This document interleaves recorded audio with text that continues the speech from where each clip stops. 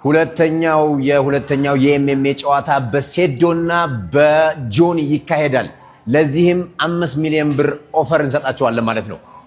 ያሸነፈ 4 ሚሊዮን ብር ይወስዳል፣ የተሸነፈ 1 ሚሊዮን ብር ይወስዳል።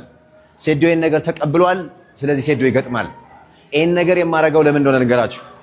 ብር ኑሮን ገንዘብ ኑሮን አይደለም። ከናንተ ከራሳችሁ ለምነን ቢሆን እንሸልማችኋለን።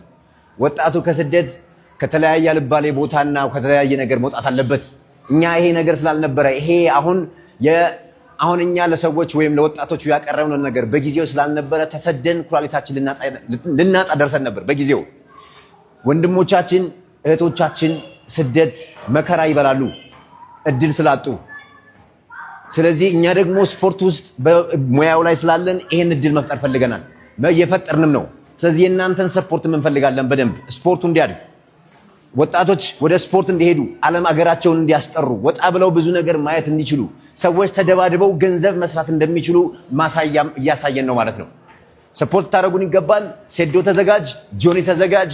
የመጀመሪያው በኢትዮጵያ ታሪክ አክቹሊ በኢስት አፍሪካም ሊሆን ይችላል 5 ሚሊዮን ብር የሚያሸልም የኤምኤምኤ ግጥሚያ በኔክስት 4 ወር ውስጥ ጠብቁ። ስቴይ ቲዩን። ታንክ ዩ